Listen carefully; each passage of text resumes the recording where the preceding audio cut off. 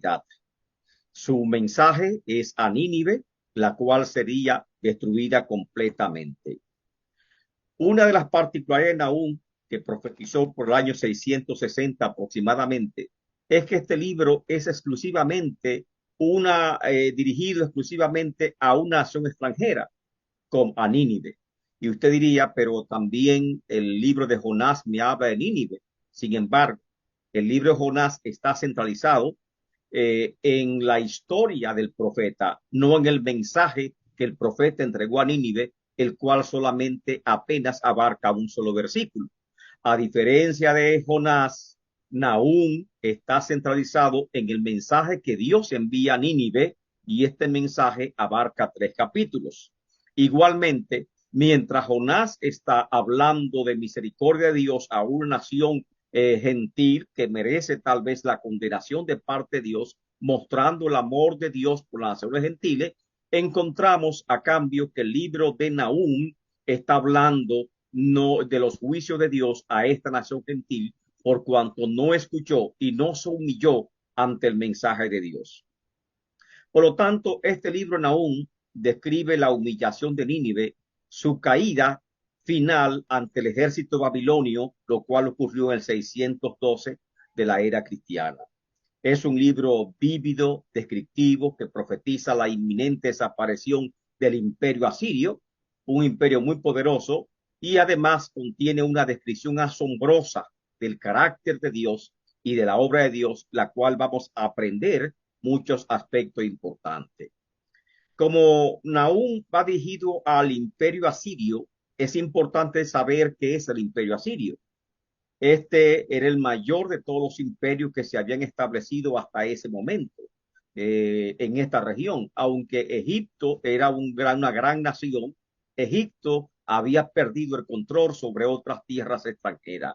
Asiria había tomado ese control en la región de Mesopotamia, en la región de Babilonia, y se había extendido hasta Asia Menor, haciendo asentamiento y estableciendo colonias. Por lo tanto, gobernaba un reino que se extendía desde el Cáucaso hasta el norte de África. O sea, Egipto con Necao, el faraón Necao era títere del imperio asirio, y también abarcó el Mediterráneo hasta Irán. Conocido como el rey de Asur. Asur es la capital de Nínive, era anteriormente la ciudad donde surgió Nínive. Asur es la ciudad de la cual el imperio asirio toma su nombre, siendo Nínive su capital. Así que su dominio de este gran imperio comenzó en el 810 antes de Cristo como imperio, aunque comenzó su gobierno como Asur, la ciudad, más luego se extiende como imperio y constituye a Nínive como su capital, y este imperio dominó por más de 2 siglos, o sea, más de 200 años, hasta el 612, con gran poder, un poder de terror, sembrando el terror donde quiera que iba, con saqueo, con destrucción, y por lo tanto eran guerreros muy temidos en toda la región por la gran crueldad que desataban a su paso. En la medida que se extendía, Asiria estableció colonias en Asia Menor, que hoy es Turquía, se expandió en el sur de Mesopotamia, en lo que hoy es Babilonia, y su capital Nínive fue una de las ciudades más poderosas del mundo, rica en mercadería y en todo el Oriente Próximo, y su caída, por supuesto, sorprendió al mundo, pues estaba en la cúspide de su poder y la cúspide de su gloria. En esta imagen estamos viendo la extensión del imperio asirio. Nace del Golfo Pérsico, salen los ríos Tigris y el Éufrates.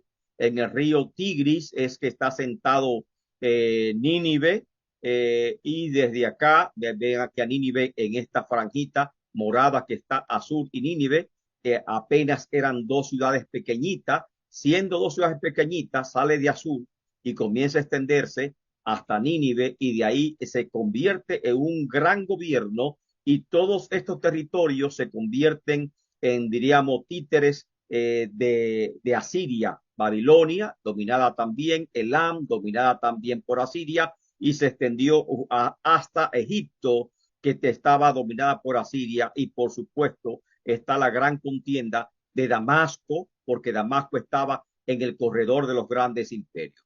Esta zona que ustedes ven ahí estrecha, que prácticamente parece una trompa de un elefante, esa zona le llaman el corredor de los imperios, porque de la zona de Babilonia surgían grandes imperios que querían extenderse, pero sin embargo, para poder llegar a Egipto, que es un territorio muy deseado por todos, hay que atravesarlo a través de la región este del mar Mediterráneo, y por lo tanto ahí está Damasco, ahí está Judá y ahí está Israel y el cercano oriente.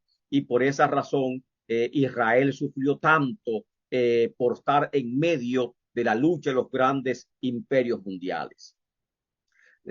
Al crecer de esta forma el imperio asirio se convierte en una amenaza, y ahora, después de un siglo que Jonás llegó a Nínive predicando un mensaje de arrepentimiento, ahora llegan aún predicando un mensaje de juicio inminente contra esta ciudad.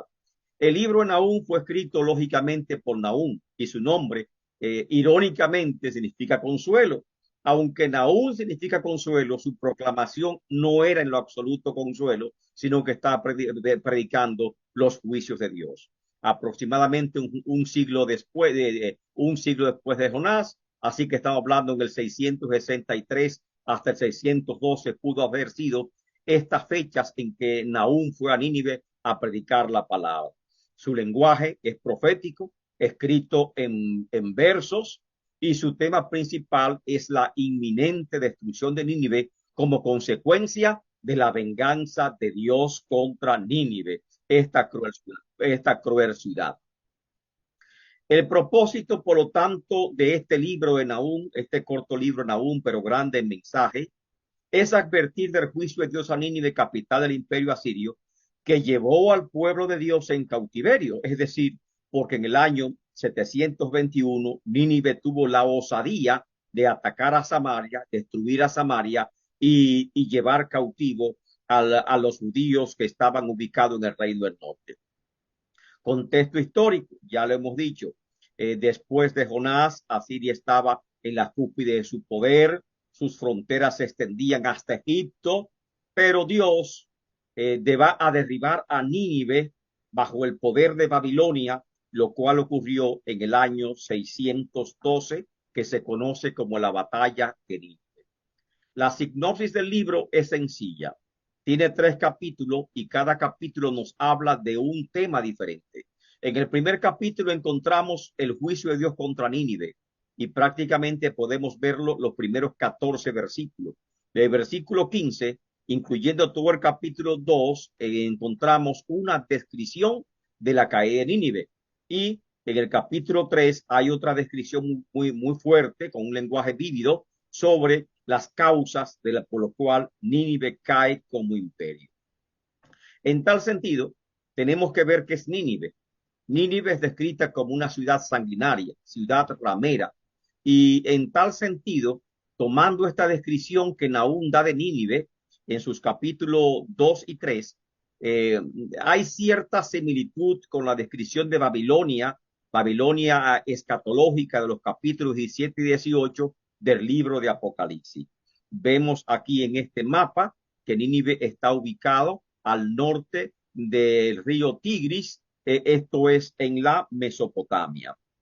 En el primer capítulo observamos cuáles son los argumentos de Dios para derramar los juicios contra Nínive, y presenta que Dios es un Dios justo, y en esa justicia su carácter exige retribución por lo que Nínive ha hecho contra el pueblo de Dios. El carácter de Dios exige castigo. Nínive provocó a un Dios temible, terrible en poder, que exige venganza. Y eso es lo que vamos a ver en el capítulo 1 de este libro de Nínive. Su mensaje, Nahum nos habla paso a paso del carácter de Dios, y eso lo vemos en todo el libro de Nínive. Y esta es la forma en que vamos a ver Nínive. ¿Cómo leerlo? Primero, usted va subrayando cómo describe el profeta el carácter de Dios. En primer lugar, el verso 2 dice, Jehová es Dios celoso y vengador. Y eso dice el versículo 2, lleno de indignación. Los juicios de Nínive son principalmente por su crueldad contra Israel. Dios cela a Israel, la protege, pero aún así, Nínive tuvo la osadía de invadir a Israel, destruyó a Samaria en el año 721, desafiando de esta forma la ira de Dios y teniendo como consecuencia el enojo de Dios contra esta gran nación, contra este gran imperio. Lógico que este tema es un tema también que podemos verlo en el momento presente, en la actualidad, por los conflictos que Israel tiene con sus vecinos. Comenzó como una defensa con los ataques de los gasenos en la franja de Gaza, a través de, diríamos, de este régimen que se dice terrorista de Hamas, y la defensa de Israel ante los ataques de Hamas. Interviene Irak, el cual osadamente ha declarado guerra contra Israel. En tal sentido, si nosotros extrapolamos o tendemos un puente hermenéutico entre el libro de Nahum y lo que está ocurriendo, viviendo en estos momentos Israel, nos preguntamos, ¿estará tal vez Dios airado contra Irak por haber declarado la guerra a Israel? ¿Guardará Dios silencio ante los ataques a Israel? ¿O Dios tal vez levantará profeta? ¿O Dios tal vez juzgará a Irak por los ataques a Israel? Son preguntas que dejamos en el aire, que simplemente nosotros, tendiendo este puente hermenéutico y hacer una comparación con el libro de Nahum, nos preguntamos si tal vez exista, diríamos, algún vínculo entre estos dos acontecimientos históricos. Nahum, en el verso 3, nos dice que Dios es tardo para la ira. No solo perdonó a Nínive por ser destruida un siglo atrás por medio de la predicación de Jonás, sino que a pesar de que Nínive provocó a Dios invadiendo a Israel, hasta ahora estamos en el 630, 660, aproximadamente ha pasado casi un siglo y aparentemente Dios guardaba silencio sobre lo que le había pasado a Israel, el reino del norte que había sido tomado cautivo y que había sido, diríamos, saqueado completamente.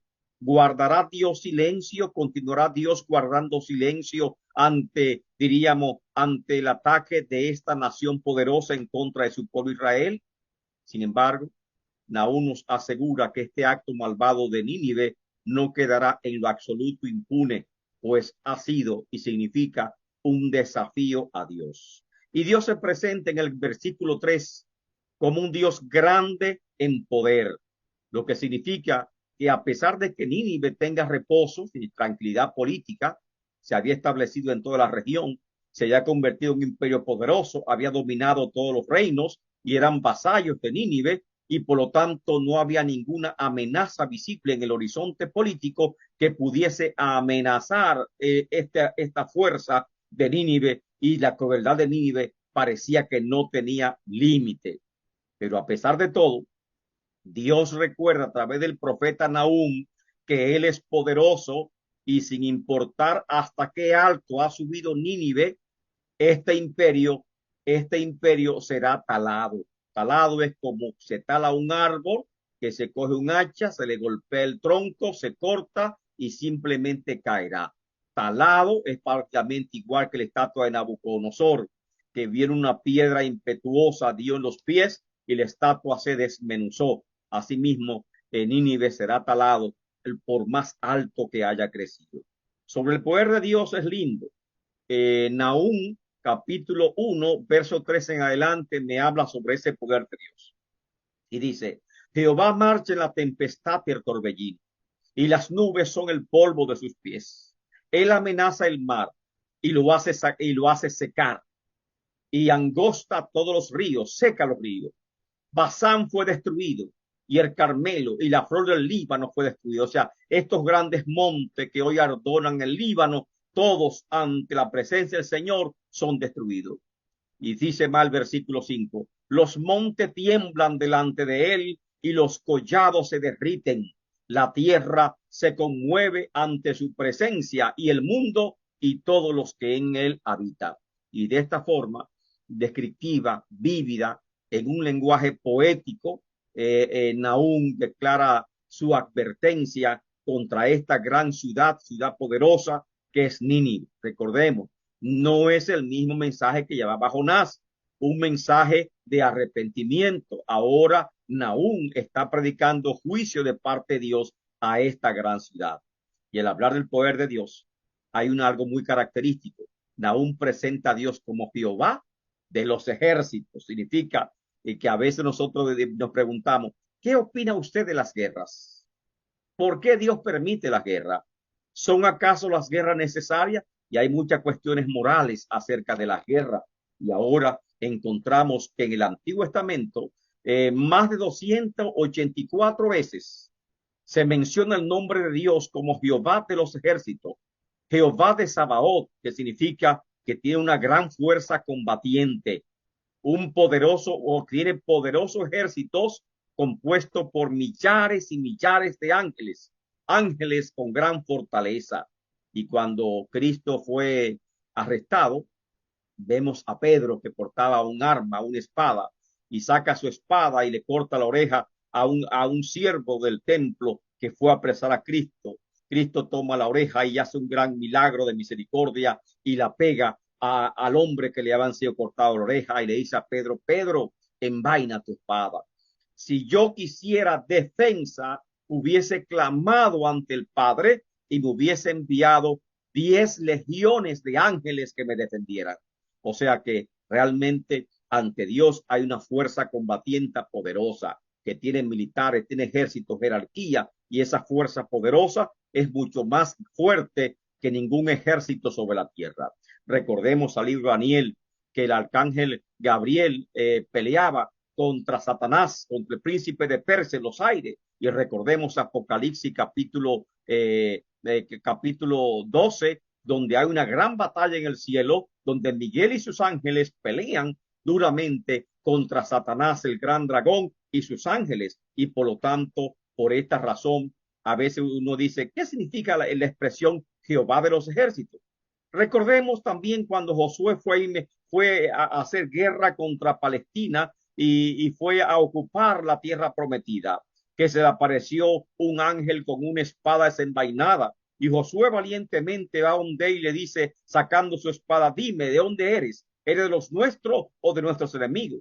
Y este varón de Dios le dice, yo estoy contigo, varón esforzado y valiente, porque Josué era esforzado y valiente. Por lo tanto, Jehová literalmente es Jehová de los ejércitos, el poderoso en batalla. Ese es Jehová de los ejércitos, y así se presenta Nínive, para que Nínive entienda que Dios es poderoso y que no importa los ejércitos que Asiria pueda contar. Cuando Dios dice que se va a vengar, Dios se venga definitivamente de aquel que se hace enemigo de él.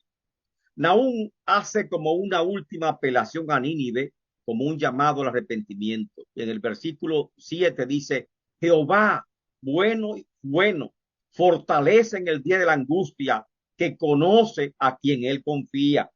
Y esto Nínive lo sabía. Es un mensaje de aliento, de esperanza, aún en medio de los juicios. Dios tiene misericordia y siempre hay tiempo de arrepentirse, de humillarse ante Dios.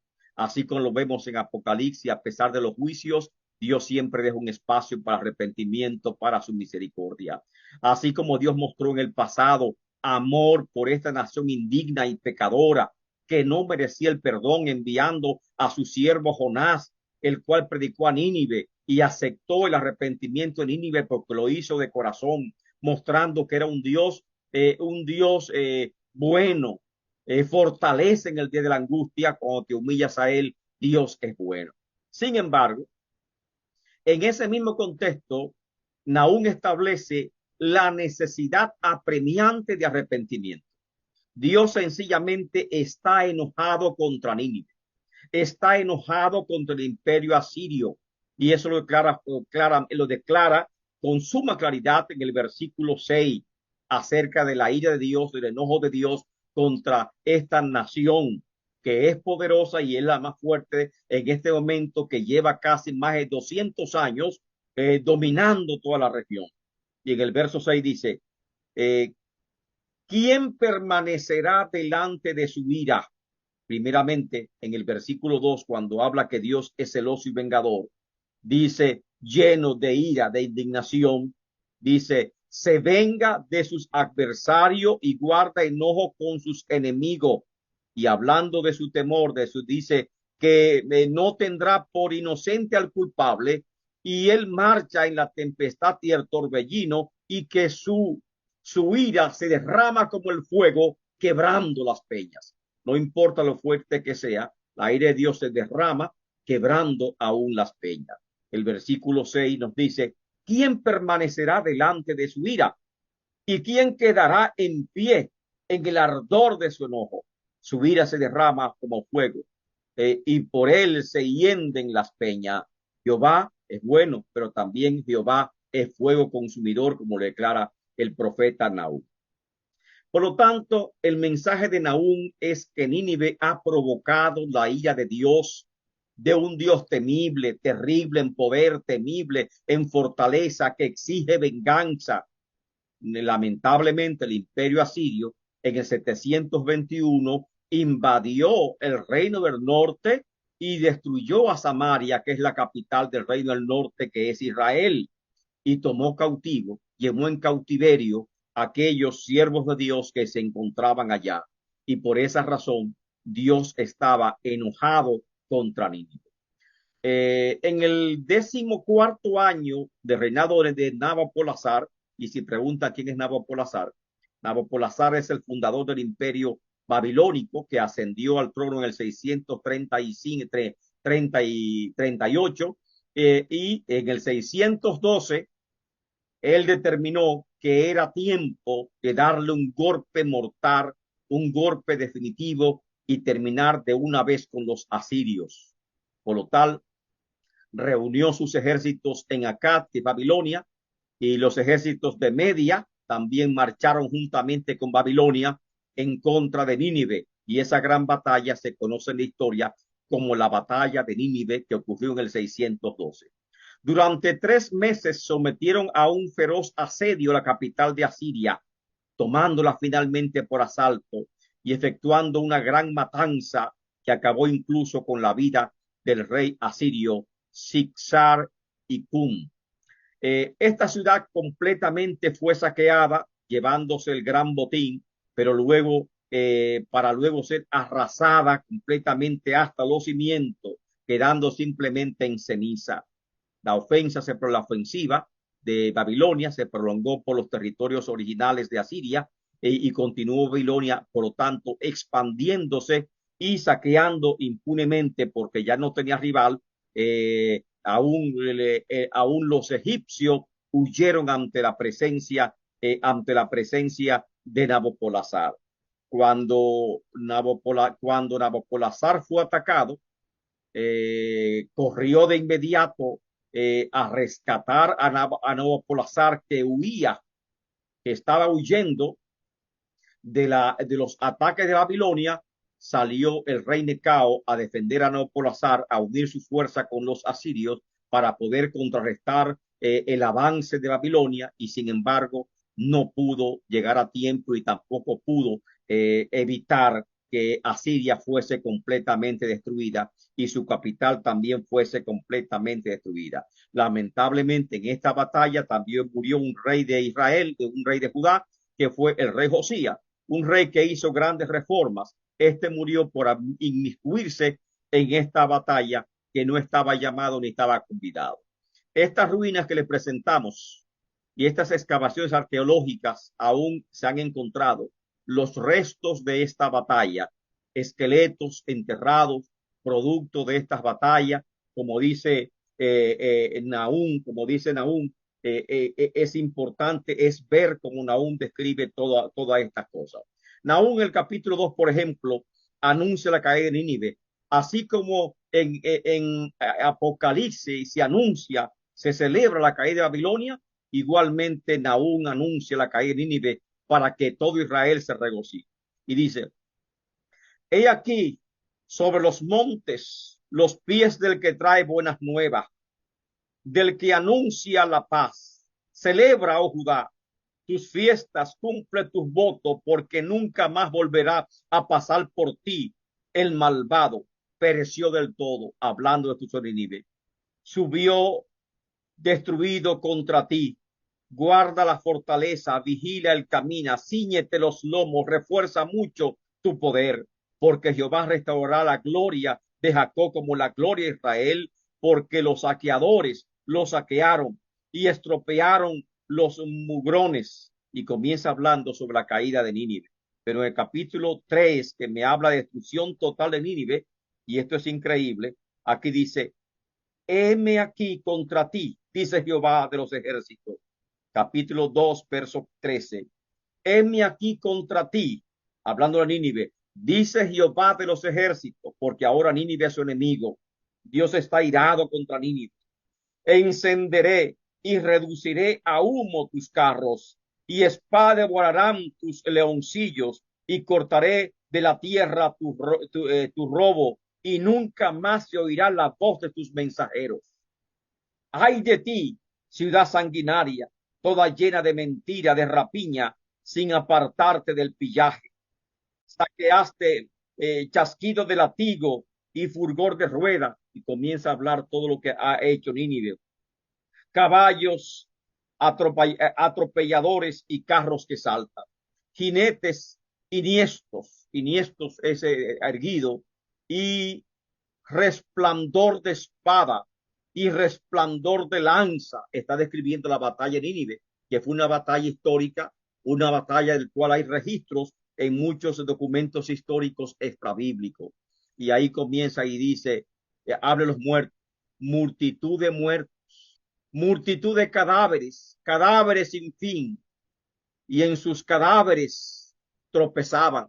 Y precisamente cuando se excavó las ruinas de Nínive, la antigua ruina de Nínive, también se encontraron una gran cantidad de cadáveres en esta ciudad.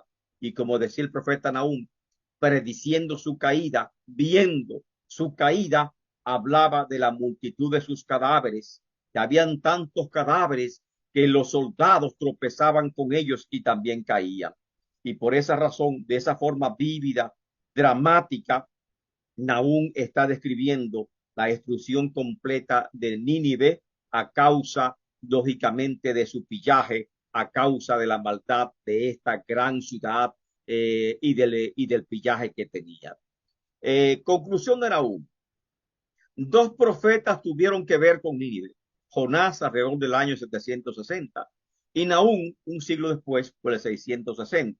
Ambos con un intervalo de más de un siglo.